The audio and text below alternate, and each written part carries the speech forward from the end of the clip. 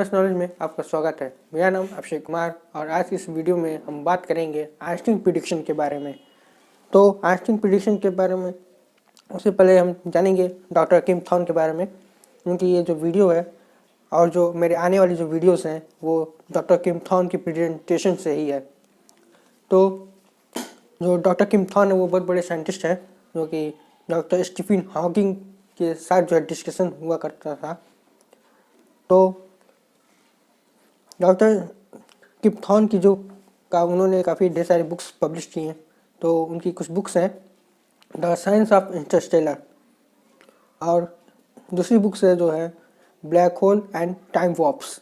अगर आप बुक्स देखेंगे ब्लैक होल एंड टाइम वॉर्प्स की जो बुक है वहाँ पे आप देखेंगे नीचे की साइड में जो फॉरवर्ड है वो डॉक्टर स्टीफन हॉकिंग ने दिया है, जिससे पता चलता है कि जो किम थॉर्न है वो कितने बड़े साइंटिस्ट हैं। तो ये जो डॉक्टर किम थॉर्न है ये काफ़ी ढेर सारी मूवीज़ में भी काम कर चुके हैं, जो कि काफ़ी इम्पॉर्टेंट बेस्ट मूवीज़ हैं वो हैं इंटरस्टेलर। अगर आपने इंटरस्टेलर मूवी नहीं देखी है तो आप इंटरस्टेलर मूवी आप देख सकते हैं। 1916 में अल्बर्ट आइंस्टीन ने अपनी थ्योरी पब्लिश की, जनरल थ्योरी ऑफ रिलेटिविटी। तो वहाँ पर उन्होंने प्रिडिक्शंस दी, उन्होंने 5 प्रिडिक्शंस दी, जो कि पहली प्रिडिक्शन है ब्लैक होल, दूसरी प्रिडिक्शन है ग्रेविटेशन वेव, तीसरी प्रिडिक्शन जो है वो है टाइम डायलेशन, और चौथी प्रिडिक्शन जो है वो है वर्म होल, और जो पांचवी प्रिडिक्शन है वाइट होल। ये 5 प्रिडिक्शन हैं जो कि अल्बर्ट आइंस्टीन ने 1916 में दिया था, जब उन्होंने general theory of relativity publish की थी। तो अल्बर्ट आइंस्टीन ने बताया था ब्लैक होल के बारे में कि ब्लैक होल जो है एक ऐसे रीजन है जहाँ पर ग्रेविटेशन फोर्स बहुत ज़्यादा होता है कि वहाँ से कोई भी ऑब्जेक्ट, इनफैक्ट लाइट भी वहाँ से एस्केप नहीं कर सकती है। तो उन्होंने बताया कि हम ब्लैक होल को कभी देख नहीं पाएंगे। क्यों? क्योंकि वहाँ से लाइट बाहर नहीं आ रही है। अगर कोई भी लाइट वहाँ से अगर बाहर नहीं आ सकती तो हम उस ऑब्जेक्ट को हम देख नहीं सकते हैं। तो उन्होंने कहा था, प्रेडिक्शन दिया था कि हम ब्लैक होल को कभी नहीं देख सकते हैं। लेकिन 2019 में हमने ऐसी टेक्नोलॉजी हमने बना ली जिससे हमने ब्लैक होल को पहली बार डिटेक्ट किया था। तो इस तरीके से जो है अल्बर्ट आइंस्टीन की जो प्रेडिक्शन थी हमने गलत साबित की कि हमने जो है ब्लैक होल को नहीं देख सकते थे, जो कि हमने 2019 में हमने ब्लैक होल को देखा था, जिस ब्लैक होल का नाम है M87। फिर दूसरी प्रेडिक्शन जो थी ग्रेविटेशन वेव। तो आइंस्टीन ने ये भी बताया था कि ग्रेविटेशन वेव की जो स्ट्रेंथ होती है बहुत ही कम होती है। ये जो ग्रेविटेशन वेव्स हैं 2 ब्लैक होल के कोलिजन से जो है प्रोड्यूस होती हैं, और हमारे प्लेनेट तक आते आते उसकी जो स्ट्रेंथ होती है, जो फ्रिक्वेंसीज होती हैं वो बहुत ही कम हो जाती हैं, जिसे हम डिटेक्ट नहीं कर सकते हैं। तो इन्होंने बताया था कि ग्रेविटेशन वेव को हम डिटेक्ट नहीं कर सकते हैं, लेकिन 2015 में हमने पहली बार ग्रेविटेशन वेव को डिटेक्ट किया था। तो आप मूवी देखें इंटरस्टेलर, तो वहाँ पर जो है एक ब्लैक होल भी दिखाया गया है, टाइम डायलेशन, वर्म होल्स, ये सब उस मूवी में दिखाए गए हैं। जो ब्लैक होल दिखाया गया है उस ब्लैक होल का नाम है गारगेंचुआ। ठीक, तो हम पहली प्रेडिक्शन स्टार्ट कर रहे हैं ब्लैक होल। तो ब्लैक होल हम जैसे जानते ही हैं कि हमारे यूनिवर्स एक ऐसी रीजन है जहाँ पर ग्रेविटेशन फोर्स बहुत ज़्यादा वर्क करता है, तो उस जगह को हम कहते हैं ब्लैक होल कहते हैं। ठीक, तो वहाँ से जो ब्लैक होल से जो कोई लाइट बाहर नहीं आ सकती है।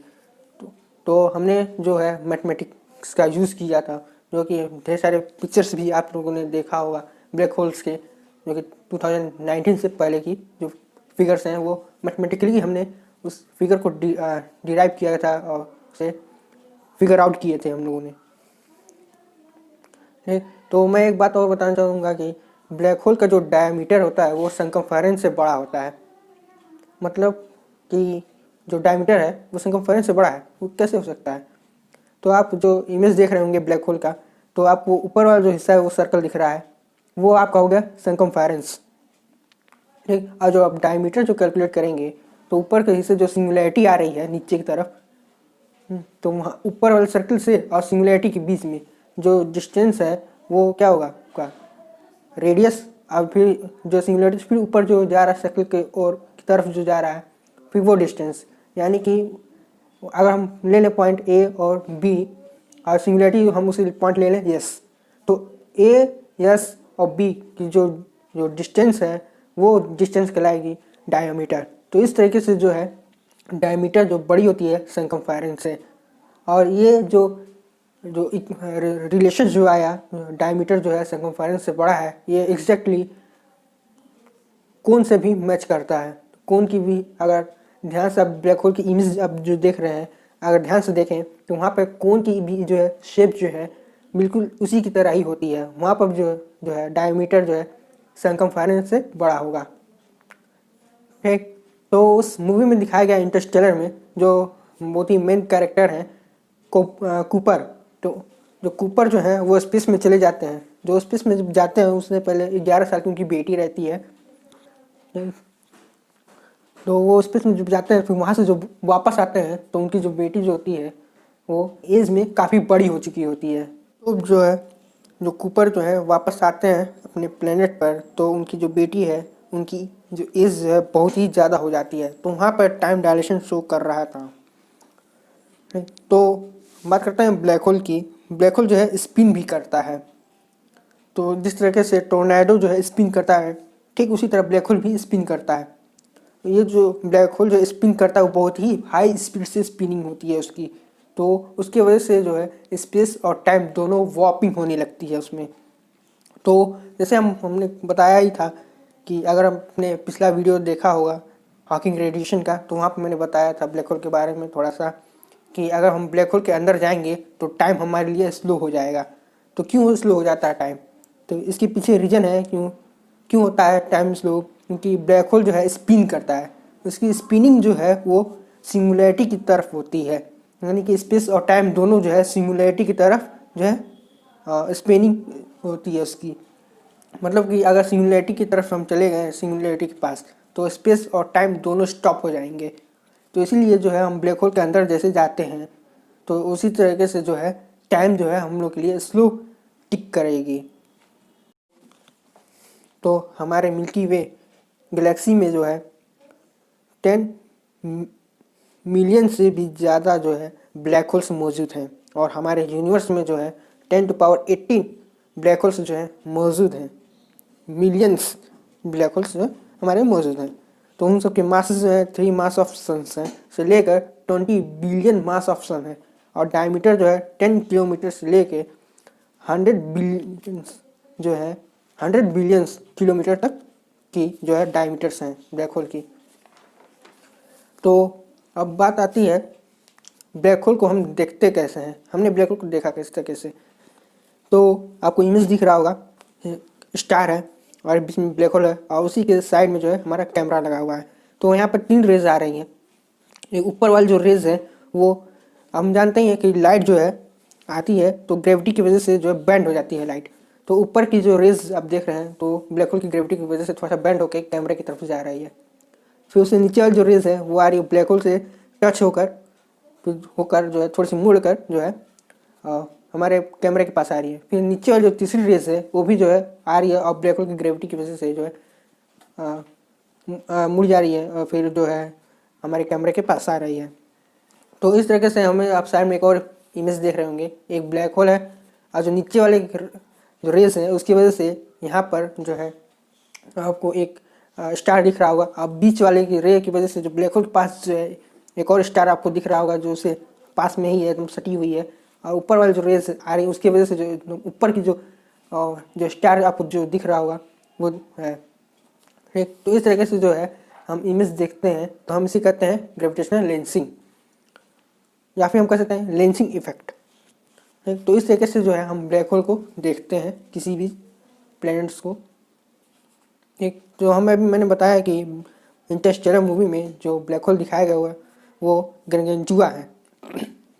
तो एक क्वेश्चन होगा कि जो हमने जो 2019 में जो ब्लैक होल देखा था और जो गारगेंचुआ मूवी में जो ब्लैक होल दिखाया गया है वो तो डिफरेंट है, लेकिन वो डिफरेंट नहीं है। कैसे वो डिफरेंट नहीं है? तो आपको एक इमेज दिख रही होगी, एक कैमरा दिख रहा होगा और ब्लैक होल दिख रहा होगा। जो अब बीच में जो एक लाइट वो डिस्क की तरह जो दिख रहा होगा, तो वहाँ से डिस्क से ऊपर की तरफ जो रेज आ रही हैं वो ब्लैक होल की ग्रेविटी की वजह से जो रेज कर्व हो जा रही हैं वो कैमरे की तरफ जा रही हैं। और एक जो डिस्क से जो यहाँ से जो रेज आ रही है स्ट्रेट लाइन जो है सीधा जो है हमारे कैमरे में पड़ रही है, और फिर दूसरी रेज जो है जो डिस्क के नीचे से आ रही है और ब्लैक होल के ग्रेविटी की वजह से कर्व होकर जो हमारे कैमरे तक पहुँच रही है। तो इस तरीके से जो है हम जो कैमरे में देखेंगे या फिर कोई ऑब्जर्वर देखेगा तो ब्लैक होल के पास जो है वो डिस्क नज़र आएगा। जिस तरह से अगर हम मोबाइल को हम साइड से देखें तो मोबाइल जो है हमें स्ट्रेट दिखाई देती है, और उसी मोबाइल को अगर हम ऊपर से देखें तो एक रेक्टेंगल की तरह दिखाई देगी।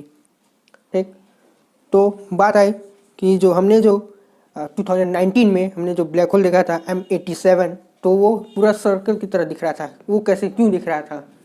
तो अगर हम अभी मैंने बताया कि जैसे मोबाइल को हम ऊपर से देखें तो वो रेक्टेंगुलर शेप में दिखती है। ठीक उसी तरह अगर हम ब्लैक होल को ऊपर से देखें तो आप इमेज दिख रहा होगा, तो ऊपर के साइड में आपको एक कैमरा दिख रहा है और ब्लैक होल दिख रही है, और बीच में जो उसका दिख रहा है वो डिस्क है। तो डिस्क की तरफ जो रेस जा रही हैं, दो रेस जा रही हैं, दो रेस जो जाएंगी हमारे कैमरे पर पड़ेंगी, तो उस आपको एक और इमेज दिख रहा होगा साइड में। तो वो हमें जो रियल इमेज हमने जो देखा था 2019 में, तो उस तरीके की हमें शेप नज़र आएंगी। मैं आपको एक वीडियो दिखा रहा हूँ, आप वो वीडियो देख के भी समझ सकते हैं। ठीक, तो M87 और गैंगेंचुआ जो है दोनों जो वहाँ पे जो कॉन्सेप्ट यूज़ किया गया है गैंगेंचुआ में, जो इंटरस्टेलर मूवी है, तो वहाँ पे जो कॉन्सेप्ट है वो गलत नहीं है बल्कि सही है। अगर हम ब्लैक होल को जो है दूसरे एंगल से हम देखें तो हमें डिस्क नज़र आते हुए दिखाई देगा, जो कि हम गैंगेंचुआ में हम देखते हैं। अगर हम उस ब्लैक होल को हम ऊपर से देखें तो जो हमने देखा था 2019 में जो इमेज हमने देखी तो सर्कल शेप में, तो हमें उस तरीके से इमेज दिखाई देगी। जो हमने जो 2019 में जो इमेज देखा था रियल इमेज जो है ब्लैक होल की, तो वहाँ पे जो आप देख रहे होंगे ध्यान से देखिए, तो ऊपर की जो साइड में ब्राइटनेस कम है और नीचे की साइड में जो है ब्राइटनेस बहुत ज़्यादा है। तो ऐसा क्यों है? तो मैं आपको एक और इमेज दिखा रहा हूँ। तो आप नीचे की साइड में देखेंगे कि ब्लैक होल है और जो उसके अबाउट जो डिस्क है जो है रोटेट हो रही है। जो डिस्क होती है बहुत ही हाई स्पीड से रोटेट कर रही होती है। क्यों? क्योंकि ग्रेविटेशनल फोर्स बहुत ज़्यादा है ब्लैक होल का। तो उसी वजह से जो है वो डिस्क जो है ब्लैक होल के अराउंड जो है चक्कर लगाती रहती है। ठीक, तो डिस्क है क्या असल में? वो जो डिस्क है वो गैस है या फिर डस्ट पार्टिकल्स हैं। मतलब कि ब्लैक होल किसी भी ऑब्जेक्ट को अपनी तरफ निकलता है तो उसमें से जो है कुछ डस्ट पार्टिकल्स और गैसेस पार्टिकल्स जो होते हैं वो ब्लैक होल के अराउंड जो है रिवॉल्व होने लगते हैं और ब्लैक होल के चक्कर लगाते हैं। नहीं, तो बात आई कि नीचे की साइड जो है ब्राइटनेस बहुत ज़्यादा और ऊपर की साइड में जो है ब्राइटनेस कम है। क्यों है? क्योंकि इसका जो साइंटिफिक ज़्यादा एक्सप्लेनेशन नहीं है, लेकिन डॉक्टर किम थॉर्न जो है वो बताते हैं इसके बारे में कि अगर हमने जानते ही हैं कि डॉपलर इफेक्ट, तो यहाँ पर भी डॉपलर इफेक्ट ही लगता है। अगर डिस्क जो है गैसेस पार्टिकल्स या फिर डस्ट पार्टिकल्स जो है हमारी तरफ आते हैं तो ब्राइटनेस बढ़ जाती है, और फिर हमसे जब दूर जा रहे हैं तो हम ब्राइटनेस जो है हमें कम दिखाई देगी। तो इसी तरीके से हम जो है डॉपलर इफेक्ट की वजह से ये जो ब्राइटनेस जो हमें नीचे की तरफ जो ज़्यादा दिख रही है और ऊपर की तरफ जो है ब्राइटनेस कम दिख रही है, उसके पीछे वजह है Doppler effect. Einstein prediction part 1 यहीं पे समाप्त होता है, और आगे भी इसकी सीरीज आती रहेंगी वीडियो की। पार्ट 2, पार्ट 3, पार्ट 4 भी आ सकता है इस टॉपिक पर ही। तो अगर आपको मेरी वीडियो अच्छी लगे तो प्लीज़ लाइक करें, शेयर करें, सब्सक्राइब करें एंड कमेंट करें कि आपको मेरी वीडियो कैसी लगी। Thank you for watching this video. फिर मिलेंगे इस वीडियो के नेक्स्ट पार्ट में, तब तक के लिए goodbye and take care.